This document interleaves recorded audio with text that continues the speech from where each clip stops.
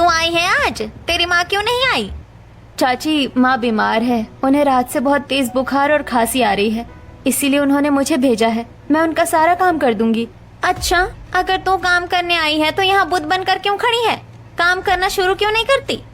शोभा चाची की बातें सुनकर आरती की आंखों में आंसू आ जाते हैं, लेकिन वो अपने आंसू छुपाकर चुपचाप झाड़ू और पोछा उठाकर घर की साफ सफाई में जुट जाती है। वो हॉल में पोछा लगा ही रही होती है कि तभी शोभा की बेटी कनक अपने कमरे से बाहर आकर, सुन, मेरे लिए जल्दी से तरबूज का फ्रेश और ठंडा जूस बना दे। बहुत तेज गर्मी लग रही है मुझे, जल्दी कर। ठीक है कनक, मैं अभी किचन में जाती हूँ और तुम्हारे लिए ठंडा जूस बना देती हूँ। आरती किचन में जाकर तरबूज काटती है, उसमें शक्कर और बर्फ मिलाती है और जूस बनाकर कनक के कमरे में लेकर जाती है। कनक जूस का ग्लास हाथ में लेकर एक घूंट पीती है और गुस्से में उसे फर्श पर फेंक देती है। ये क्या बकवास जूस बनाया है तूने? ये क्या है? तुझे जरा सा जूस बनाना भी नहीं आता क्या? कनक, क्या हुआ? जूस तो मैंने बहुत अच्छे से फ्रेश तरबूज काट कर ही बनाया है। इस तरबूज में तूने शक्कर इतनी ज्यादा डाल दी है, मीठे के मारे मेरा गला बैठ गया। तुम लोग खानदानी गरीब हो ना आरती, इसलिए तुम लोगों ने कभी कोई अच्छी या डाइट वाली चीज लाइफ में देखी नहीं है। तुम लोगों को हर चीज में बस मीठा ही पसंद आता है। शक्कर तो मैंने सिर्फ 2 ही छोटे चम्मच डाली है, जितनी रोज माँ तुम्हारे जूस में डालती है। इतनी शक्कर कौन डालता है? मैं डाइट फ्रेंडली खाना खाती हूँ। मेरा पूरा मूड खराब कर दिया तूने। कनक, मैं अभी दूसरी बार बिना शक्कर का फ्रेश जूस बना देती हूँ। आरती दोबारा किचन में जाती है और कनक के लिए फिर से जूस बनाते हुए अपने पिताजी को याद करके मन ही मन, पिताजी, आप माँ और मुझे इस तरह बेसहारा छोड़कर क्यों चले गए? अगर आज आप हमारे साथ होते तो हमें इस तरह दूसरों के घरों में गालियाँ और ताने नहीं सुनने पड़ते। आरती दोबारा बिना शक्कर का जूस बनाती है और जूस लेकर कनक के कमरे में जाती है। फिर आरती जूस टेबल पर रखकर कनक के कमरे से बाहर आ जाती है और पूरे घर की साफ सफाई का काम, बर्तन और पोछा खत्म करती है। शाम को वो थककर चूर होकर वापस अपने कच्चे घर में लौट जाती है। निर्मला अपनी बेटी का उदास और थका हुआ चेहरा देखकर, आ गई बेटा तू? मैं कब से तेरा रास्ता देख रही थी। क्या हुआ बेटा? आज फिर से शोभा चाची ने तेरी बेइज्जती की क्या? तेरा चेहरा बहुत उदास लग रहा है। अमीर लोग गरीबों को इंसान नहीं समझते, इसमें अब कौन सी बड़ी बात है? दोनों माँ बेटी बातें कर ही रही होती हैं कि तभी उनकी पड़ोसन ममता हाथ में शादी का लिफाफा लिए मुस्कुराते हुए उनके पास आकर, निर्मला बहन, मैं तुम दोनों के लिए अपनी बेटी की शादी का कार्ड देने आई हूँ। तुम दोनों भी मेरी बेटी की शादी में जरूर आना। हाँ ममता आंटी, हम दोनों आपकी बेटी की शादी में जरूर आएंगे। आप बिल्कुल चिंता मत कीजिए, हम समय पर पहुँच जाएंगे।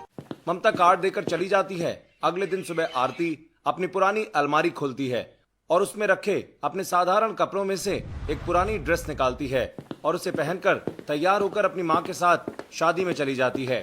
चारों तरफ भव्य सजावट, रोशनी और बड़े लोगों को देखकर आरती की आंखें फटी की फटी रह जाती हैं। वो मंच की तरफ देखकर, माँ देखो, दूल्हा आ गया। कितनी शानदार बारात आई है, बैंड बाजा कितना बड़ा है और ये शादी का हॉल भी कितना आलीशान और बड़ा है। चारों तरफ कितने अमीर लोग आए हैं। हाँ बेटा, लड़का बहुत अमीर खानदान से है। शहर में बड़ा नाम है उनका, इसलिए उन्होंने इतना बड़ा भव्य और महंगा इंतजाम किया है। माँ, अब तो ममता चाची की बेटी की शादी बहुत अमीर घर में हो रही है, तो ये अमीर घर में जाकर बिल्कुल राजकुमारियों की तरह राज करेगी ना? हाँ बेटा, अमीर घर की बहू बनी है तो राजकुमारियों की तरह ही ऐश करेगी। काश मेरी भी शादी कभी ऐसे ही किसी बड़े और अमीर घर में होती, जहाँ मुझे कभी गरीबी न देखनी पड़ती। आरती अभी अपनी माँ से दिल की बात कह ही रही होती है कि तभी पीछे से कनक बहुत महंगे लहंगे में सज धज कर वहाँ आ जाती है। वो आरती की बातें सुन लेती है और, लो इनकी सुनो, इनकी 2 कौड़े की औकात है और सपने आसमान से भी बड़े हैं। कहाँ राजा भोज और कहाँ गंगू तेली। तुम गरीबों के सपने कभी खत्म क्यों नहीं होते? तूने कभी अपने बदसूरत चेहरे को आईने में देखा है आरती? अपने ये फटे पुराने कपड़े देख। तेरी शादी इतने अमीर घर में भला कैसे हो सकती है? तू और तेरी माँ दोनों खानदानी गरीब हैं। अपनी हैसियत देखकर सपने देखा कर। शोभा वो बच्ची है, नासमझ है। ऐसे शादी का आलीशान माहौल देखकर उसके मुंह से नासमझी में निकल गया। तुम उसकी बात का बुरा मत मानो, वो अपनी औकात जानती है। चाची, इसे समझा कर रखो, वरना कोई और सुनेगा तो हंसेगा। तेरी इस बेटी की शादी तो किसी सड़क पर सब्जी का ठेला लगाने वाले से या किसी मामूली गरीब से ही होगी। तो इतने बड़े बड़े करोड़पति वाले सपने देखना बंद कर दे। वैसे तो मैं अभी यहाँ बड़े बड़े अमीर मेहमानों और लड़कों से मिलूंगी और उसके बाद जाऊंगी, और हो सकता है कि इस अमीर शादी में यहाँ मुझे मेरा कोई प्रिंस चार्मिंग भी मिल जाए। ऐसा कहकर कनक अपनी माँ के साथ चली जाती है। तभी आरती अपनी माँ से, माँ, मेरा यहाँ अब एक पल भी बैठने का मन नहीं कर रहा है। मेरा दम घुट रहा है यहाँ। चलो, हम बिना खाना खाए ही तुरंत यहाँ से अपने घर वापस चलते हैं। मुझे यहाँ नहीं रुकना। आरती अपनी माँ का हाथ पकड़कर शादी के आलीशान हॉल से बाहर निकल जाती है और दोनों बिना खाए चुपचाप अपने घर वापस आ जाते हैं। ऐसे ही कुछ दिन बीत जाते हैं। एक दिन निर्मला आरती से, बेटा आरती, सब्जी बिल्कुल खत्म हो गई है, मैं बाजार जाती हूँ और थोड़ी सब्जी ले आती हूँ। अरे माँ, तुम कितना काम करोगी? तुम चुपचाप यहाँ चटाई पर बैठो, सब्जी लेने बाजार मैं चली जाती हूँ। आरती सब्जी खरीदने के लिए बाजार की तरफ चली जाती है। वो एक सब्जी वाले से सब्जी तौलवा रही होती है कि तभी आरती की नजर सड़क पर जाती है, जहाँ कोई बुढ़िया सड़क पार कर रही थी और इधर से तेज गाड़ी आ रही थी। आरती चिल्लाकर, अरे बूढ़ी अम्मा, दिखाई नहीं दे रहा है क्या? गाड़ी इतनी तेज आ रही है। अम्मा हटो वहाँ से। आरती दौड़ कर जाती है और उस बुजुर्ग महिला को खींचकर एक्सीडेंट होने से बचा लेती है। अरे माँ जी, देखकर चलो, अकेले क्यों निकलती हो घर से? अभी आपका एक्सीडेंट हो जाता तो? हाँ बेटा, तो बात सही कह रही है। मेरी ही आंखें कमजोर है। आज तूने मेरी जान बचा ली। फिर वो बुजुर्ग महिला अपना पर्स निकालती हैं और ढेर सारे पैसे आरती की तरफ बढ़ाकर, बेटी, तूने मेरी जान बचा ली। रख ले, ये तेरी बहादुरी का छोटा सा इनाम है। आप भी मेरी गरीबी का मजाक उड़ा रही हो अम्मा। मेरी माँ ने सिखाया है कि पुण्य की कोई कीमत नहीं होती है और मैं पुण्य की कीमत लेकर अपने पुण्य को बेकार थोड़ी करूंगी। आप इसे रख लो और मुझे आशीर्वाद दो। बेटी, तू सचमुच बहुत ही खुददार लड़की है। अच्छा, क्या आशीर्वाद चाहिए तुझे? मुझे ऐसा आशीर्वाद चाहिए जो कभी पूरा ही नहीं हो सकता। शायद भगवान भी पूरा नहीं कर सकते। आशीर्वाद यही कि मुझ गरीब की शादी किसी करोड़पति अरबपति आदमी से हो जाए। बेटा, ऐसा ही होगा। भगवान ने चाहा तो तेरी शादी बहुत बड़े अमीर घर में ही होगी। ठीक है अम्मा, अब मैं चलती हूँ। मेरी माँ घर पर मेरा इंतजार कर रही होंगी। बेटा, क्या नाम है तुम्हारा और कहाँ रहते हो? मुझे बताते जाओ। मेरा नाम आरती है और मैं वो मंदिर के पीछे वाली गली में रहती हूँ। कभी आना आप, मेरा नाम पूछ लेना, कोई भी बता देगा। आरती सब्जी लेकर चली जाती है। अगले दिन कुछ लोग आरती का घर पूछते हुए आरती के घर के पास आकर, बहन जी, क्या आप जानती हैं कि यहाँ ये मंदिर के पीछे वाली गली में आरती नाम की लड़की कहाँ रहती है? अच्छा, वो तो वो सामने घर में रहती है। आप लोग उसके घर का पता क्यों पूछ रहे हो? अरे हम दरअसल उसके घर शादी का रिश्ता लेकर आए हैं। अच्छा, बड़ी अच्छी लड़की है और जिस घर जाएगी स्वर्ग बनाएगी। आप लोग बेझिझक जाइए। वो लोग आरती के घर आते हैं और आरती की माँ से, राम राम जी, हम आपके घर आपकी बेटी आरती के लिए रिश्ता लेकर आए हैं। अच्छा, बैठो बैठो, जाओ बेटा आरती, मेहमानों के लिए नाश्ता वाश्ता लाओ। जी माँ, मैं गर्मा गर्म चाय बना कर लाती हूँ। आरती रसोई में जाती है और चाय बनाकर सबको पिलाती है। फिर दोनों परिवारों के बीच बात शुरू होती है। देखिए बहन जी, हमारा बेटा सब्जी का ठेला लगाता है। हम गरीब हैं, लेकिन आपकी बेटी को बहुत खुश रखेंगे। अच्छा, तो मैंने उन बूढ़ी अम्मा से पैसे नहीं लिए तो उन्होंने इस गरीब रिश्ते को मेरे घर भेज दिया। इतना बड़ा आशीर्वाद दिया कि करोड़पति घर में शादी हो और इतना गरीब रिश्ता भेज दिया। खैर, मेरी किस्मत में तो हमें रिश्ता हो भी नहीं सकता। भाई, हमें तो रिश्ता बहुत पसंद है, बाकी आप बताइए। भाई साहब, मैं अपनी बेटी से एक बार पूछती हूँ। निर्मला अंदर कमरे में जाती है जहाँ आरती बर्तन समेट रही है। बेटी, अच्छा लड़का है, मुझे तो पसंद है, तू बता तेरी क्या राय है? माँ, अब इतने गरीब घर में रिश्ता करोगी एक सब्जी बेचने वाले से? बेटा, तू तो जानती है कि हम अमीर नहीं है और अमीर घर में हमारा रिश्ता हो भी नहीं सकता। जो मिला है उसी में खुश रहना सीखो। ठीक है माँ, तो फिर हाँ कह दो। जब हमारी किस्मत ही ऐसी है तो मैं मना नहीं करूँगी। निर्मला बाहर आकर, भाई साहब, हमको आपका लड़का पसंद है और हमें ये रिश्ता मंजूर है। शांति आरती के हाथ में 10 रुपए का शगुन रखते हुए, ये लो बेटी, हमारी तरफ से शगुन। इतने गरीब हैं, ये लोग कम से कम 100 रुपए तो रखते। चलो कोई बात नहीं, इन पैसों से मैं पानी पूरी तो खा ही लूंगी। फिर वो लोग चले जाते हैं। धीरे धीरे वक्त गुजरता है और बहुत ही सादगी से गगन और आरती की शादी मंदिर में हो जाती है और आरती विदा होकर अपने ससुराल आ जाती है। आरती जब अपने ससुराल के घर में कदम रखती है तो अपने टूटे फूटे घर को देखकर मन ही मन, हे भगवान, मेरे ससुराल वाले इतने गरीब है, इतना छोटा और टूटा फूटा घर और उसमें भी ये सब्जियों का ढेर। ऐसा लग रहा है जैसे किसी सब्जी मंडी में आ गई हूँ। आरती, हमारे घर को देखकर परेशान मत होना। दरअसल सब्जियां बेचकर कभी इतने पैसे ही नहीं हो पाते कि हम इस घर को बड़ा कर सके। बस इसी में गुजारा चल रहा है। और देखो, वो पर्दे के पीछे वाला हिस्सा हम दोनों का है। हाँ बहू, इसीलिए तो हमने अपनी बहू बनाने के लिए तुम्हें चुना, ताकि तुम हमारी गरीबी को एडजस्ट कर सको। जिंदगी भर तो एडजस्ट करते आई हूँ, उसमें नया क्या है। कोई बात नहीं, मैं यहाँ रह लूंगी। अब आरती पर्दे के पीछे अपने कमरे में जाती है और सोने की कोशिश करती है, लेकिन थोड़ी देर के बाद मच्छर परेशान करने लगते हैं, जिसे देखकर गगन, अरे इतने सारे मच्छर हैं, तुमको तो बड़ी परेशानी होगी। अच्छा रुको, मैं कुछ धुआं जला देता हूँ। गगन नीम की पत्ती लेकर आता है, फिर उसको जलाता है, लेकिन नीम की पत्तियां जलाते ही कमरे में धुआं होने लगता है और आरती को खांसी आने लगती है। अरे गगन, ये कोई मच्छर भगाने का तरीका है? इससे तो अच्छा मुझे मच्छर ही काटे। आप तो इसे हटा दो यहाँ से। अरे माफ करना आरती, ऑल आउट लाने के पैसे नहीं थे, इसलिए। ठीक है ना, कोई दिक्कत नहीं है। आप धुएं को बाहर रख दो, मैं ऐसे ही सो जाऊंगी। गगन जली हुई नीम की पत्तियों को घर के बाहर रखकर आता है और वो वैसे ही सो जाते हैं।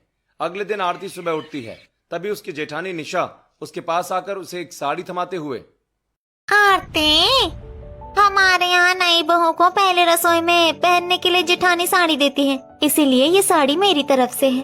भाभी, ये तो बहुत कीमती साड़ी है, आपके पास इतनी महंगी साड़ी कहाँ से आई? हाँ, वो दरअसल मोहल्ले की एक अमीर औरत हमारे पास से सब्जियाँ वगैरह ले जाती है। उसकी साड़ी पुरानी हो गई थी तो उसने मुझे दे दी थी। अच्छा, कोई बात नहीं भाभी, साड़ी बहुत सुंदर है। मैं इसे पहनकर रसोई का काम शुरू करती हूँ। थोड़ी देर के बाद आरती साड़ी पहन के आती है। वो बहुत ही सुंदर लग रही थी। उसे देखकर कीर्ति, अरे वाह भाभी, आप तो बहुत सुंदर लग रही हो। वैसे आज पहली रसोई में क्या बनाकर खिला रही हो हमें? मैं सोच रही थी कि सभी के लिए सूजी का हलवा बनाती, लेकिन हलवा बनाने के लिए सूजी और ड्राई फ्रूट चाहिए होता है। बहू, हमने सूजी और ड्राई फ्रूट पहले से किचन में रख दिया है, तो तुम जाकर हलवा बना लो। अब आरती अपने घर के किचन में जाकर किचन देखते हुए मन ही मन, हे भगवान, ये किचन तो कितना टूटा और पुराना लग रहा है। खैर, हलवा तो बनाना पड़ेगा। आरती सूजी और ड्राई फ्रूट ढूंढने के लिए कुछ डिब्बे खोलती है, तभी एक बड़ा डिब्बा आरती के हाथ से छूटकर गिर जाता है और ढेर सारे ड्राई फ्रूट्स बिखर जाते हैं। ये देखकर आरती मन ही मन, अरे मेरे ससुराल वाले तो इतने गरीब लोग हैं, फिर इनके घर इतना सारा ड्राई फ्रूट कैसे आ गया? तभी निशा वहां आते हुए, अरे आरती, ये क्या कर दिया तूने? ला, मैं इसे उठाने में मदद करती हूँ। भाभी, हमारे घर में इतने सारे ड्राई फ्रूट्स कहाँ से आए? अरे आरती, हमारी एक कस्टमर है जिनके यहाँ ड्राई फ्रूट का बिजनेस होता है, तो उन्होंने ही लाकर दिया था जब शादी होने वाली थी। अब ज्यादा मत सोचो और हलवा बनाओ। निशा सारे ड्राई फ्रूट समेटकर डिब्बे में रख देती है और वहां से चली जाती है। फिर आरती सूजी का हलवा बनाती है और सबको देती है। हलवा खाते ही जीवन, भाई हलवा तो बहुत स्वादिष्ट बना है, मजा आ गया। हाँ पिताजी, हमारी बहू के हाथ में जादू है। धन्यवाद, आप लोगों को पसंद आया, मुझे बहुत खुशी हुई। अगले दिन सुबह गगन अपनी पत्नी से, अच्छा ठीक है आरती, अब मैं सब्जी बेचने जा रहा हूं। इतना कहकर गगन ठेले में रखकर अपने माथे पर मफलर बांधता है और फिर आवाज देते हुए, सब्जी ले लो, सब्जी, ताजी ताजी सब्जी ले लो, सब्जी, आलू प्याज टमाटर ले लो, सब्जी। गगन ठेला लेकर चला जाता है। आरती बाहर खड़ी होकर गगन को बाय कर रही होती है। तभी पड़ोसन निधि और केसर आरती के पास आकर बातें करते हुए, तुम इस घर की नई बहू हो ना? कल ही तुम्हारी शादी हुई है? हाँ आंटी, नमस्ते, मैं गगन जी की पत्नी हूँ। बेटे, तुम्हारे घर वाले पिछले 1.5 साल से यहाँ रह रहे हैं, लेकिन वो किसी से मतलब नहीं रखते, बस हमेशा बिजी रहते हैं। अच्छा, हाँ, पता नहीं कितना घमंड है। और तुम्हारी ननद, वो तो कॉलेज जाती है ना? हाँ जाती तो है। हमारे यहाँ तो एक ही सरकारी कॉलेज है, पर तुम्हारी ननद वहाँ नहीं जाती है। वो पता नहीं किस कॉलेज में पढ़ती है। मेरी बेटी बताती है कि वो सरकारी कॉलेज में नहीं है, वो किसी प्राइवेट कॉलेज में पढ़ती है। आखिर पैसा कहाँ से आता है इनके पास प्राइवेट कॉलेज की फीस देने के लिए? अच्छा, प्राइवेट कॉलेज की फीस? ठीक है आंटी, मैं इस बारे में बात करूंगी। आरती सीधे अपनी ननद के कमरे में जाकर अपनी ननद से, कीर्ति, तुम कॉलेज जाती हो ना? हाँ भाभी, मैं रोज कॉलेज जाती हूँ। किस कॉलेज जाती हो तुम? क्या तुम सरकारी कॉलेज में नहीं पढ़ती हो? हाँ भाभी, मैं गवर्नमेंट कॉलेज में ही पढ़ती हूँ। क्यों, क्या हुआ? लेकिन वो बगल वाली आंटी तो कह रही थी कि उनकी बेटी भी वही पढ़ती है, लेकिन उसने तुम्हें वहाँ कभी नहीं देखा। भाभी, मेरे पास ऑटो के किराए के पैसे नहीं रहते, इसलिए मैं पैदल जाती हूँ और वो ऑटो से चली जाती है। मैं लेट पहुँचती हूँ इसलिए पीछे बैठती हूँ और फिर मैं जल्दी से वापस आ जाती हूँ, तो उससे मेरी मुलाकात नहीं होती, इसीलिए उसने नहीं देखा है। अच्छा, वही तो मैं सोच रही हूँ, ऐसा कैसे हो सकता है। चलो कोई बात नहीं। आरती वहां से चली जाती है। ऐसे ही कुछ दिन बीत जाते हैं। एक दिन घर की साफ सफाई करते हुए आरती को एक वॉच मिलती है, जिसे देखकर आरती, अरे स्मार्ट वॉच, ये तो बहुत महंगी लगती है और इसमें एप्पल का टैग भी लगा है। इसका मतलब ये एप्पल की वॉच है, लेकिन इतनी महंगी वॉच हमारे घर में कैसे आई? तभी निशा कुछ ढूंढते हुए वहां आती है, जिसे देखकर आरती, क्या हुआ जेठानी जी, आप कुछ ढूंढ रही है क्या? अरे मेरी वॉच नहीं मिल रही है, सुबह से ढूंढ रही हूँ। इन्होंने मुझे गिफ्ट की थी, मिल ही नहीं रही है। अच्छा, देखिए कहीं ये तो नहीं है। अरे हाँ, यही तो है, दे दो। थैंक यू आरती। भाभी, ये तो एप्पल की वॉच है, ये तो बहुत महंगी है ना। ये हमारे घर में कहाँ से आई? अरे एप्पल की नहीं, ये डुप्लीकेट है। ये मैंने 80 रुपए में ली थी, चोर बाजार से डुप्लीकेट है, मेरे पति ने दिलाया था। निशा वॉच लेकर चली जाती है। तब आरती मन ही मन, मैंने तो वॉच चालू करके देखी थी, 80 रुपए वाली वॉच ऐसी तो नहीं हो सकती। ये तो सचमुच एप्पल की वॉच थी, कुछ तो गड़बड़ है इस घर में। आरती का शक अब धीरे धीरे और भी गहरा होता जा रहा था। शादी को कई दिन बीत चुके थे, लेकिन घर के लोगों का रहस्यमयी व्यवहार उसकी समझ से परे था। एक सुबह जब आरती घर के लिए कुछ राशन और सामान खरीदने के लिए अपनी जेठानी निशा के साथ बाजार जाती है, तो बाजार में कनक अपनी कार से उतरकर आरती से, अच्छा, तो तेरा ससुराल इस गरीब झोपड़पट्टी वाले इलाके में है। तू तो ऐसे टूटे फूटे घर में जाने के ही लायक है आरती। देख, मेरी शादी तय हो गई और मैं बहुत बड़े घर में जा रही हूँ। मेरी अमीर घर में शादी हो रही है। कनक अपनी बात कहकर बड़े घमंड से मुंह बनाते हुए मॉल के अंदर चली जाती है। आरती की आंखों में अपमान के आंसू आ जाते हैं। निशा उसका हाथ थामती है और दोनों बहुएं उदास मन से घर वापस आ जाती हैं। शाम को जब गगन, अमन और जीवन काम से वापस आते हैं, तो गगन आरती को उदास देखकर, आरती क्या बात है, तुम इतनी उदास क्यों बैठी हो? कुछ नहीं हुआ है। गगन जी, आप जाइए और हाथ पैर धो लीजिए, मैं आपके लिए पानी लाती हूँ। गगन, मैं बताती हूँ क्या हुआ आज। निशा सारी बातें गगन और बाकी लोगों को बताती है। ये सारी बातें सुनकर गगन, अरे इतनी सी बात, कल देखो मैं क्या करता हूँ। अरे आरती, गगन के होते हुए तुम्हें चिंता करने की कोई जरूरत नहीं। गगन के पास हर समस्या का समाधान है, तुम्हारे इन आंसुओं का भी। अमन की बात सुनकर सभी हंसने लगते हैं। अगले दिन शाम को घर के बाहर एक बहुत ही बड़ी, आलीशान और चमचमाती हुई कार आकर रुकती है। कार का दरवाजा खुलता है और उसमें से गगन उतरता है, जिसने बहुत ही महंगा और शानदार वीआईपी सूट पहना हुआ था। उसके हाथ में एक बड़ा सा बैग था। वो बैग लाकर आरती को देते हुए, आरती देखो, मैं ये बड़ी कार लेकर आया हूं और इस बैग में तुम्हारे लिए एक बहुत ही सुंदर सी ड्रेस है। ये ड्रेस पहनकर जल्दी से तैयार हो जाओ, हम घूमने चलेंगे। आरती कार और कपड़ों को देखकर हैरान होते हुए, इतनी महंगी ड्रेस, इतनी बड़ी कार क्यों लाए हो तुम, और कहाँ से लाए हो? तुम तो बहुत गरीब हो ना, तो ये सब कहाँ से आया? अरे आरती, मेरा एक दोस्त है, उसकी लॉन्ड्री है। उसका एक दोस्त है जिसकी कार की वर्कशॉप है। बस उसके यहाँ से कार ली और लॉन्ड्री वाले के यहाँ से कपड़े, और ये ज्वेलरी और पर्स भी मांग कर लाया हूं मैं। तुम बस ये सब कुछ पहनो और तैयार हो जाओ, घूमने चलेंगे। आरती बैग लेकर अंदर कमरे में जाती है और वो कीमती ड्रेस, ज्वेलरी पहनकर तैयार हो जाती है। गगन उसे कार में बिठाता है और सबसे पहले उसे आरती की मां निर्मला के घर लेकर जाता है। निर्मला आरती को बड़ी कार से उतरते देख हैरान होते हुए, हे भगवान, आरती बेटी, दामाजी, ये सब क्या है? तुम लोग इतने अमीर कैसे दिख रहे हो? अरे माँ, तुम भी धोखा खा गई ना। ये गाड़ी और ये कपड़े सब दोस्तों से मांगे हुए हैं, सब नाटक है। हे भगवान, मैं तो घबरा ही गई थी। अच्छा माँ, मैं चाची से मिलकर आती हूँ। उसके बाद गगन कार को तेजी से चलाकर शोभा चाची के आलीशान बंगले के सामने रोकता है। आरती बहुत ही एटीट्यूड के साथ पर्स थामकर उनके घर में कदम रखते हुए, चाची, हम घूमने निकले थे तो मैंने सोचा कि थोड़ी देर आपसे भी मिल लूंगी। राम राम चाची। अच्छा, तो तुम इतनी बड़ी गाड़ी में आई? ये इतने महंगे कपड़े और ये सब कहाँ से आया तेरे पास? तू तो बहुत गरीब थी। हाँ चाची, वो क्या है ना, मेरे पति देव की लॉटरी लग गई है। अब हमारे पास पैसों की कोई कमी नहीं रही है। अच्छा, तो ये तो बहुत बड़ी बात है। बैठो ना आरती, चाय तो पीकर जाओ। नहीं कनक, मैं चलती हूँ। अब मैंने सोचा नई गाड़ी खरीदी है तो आप लोगों को भी दिखा दूं। चलो गगन जी, लेट हो रहा है। आरती और गगन कार में बैठ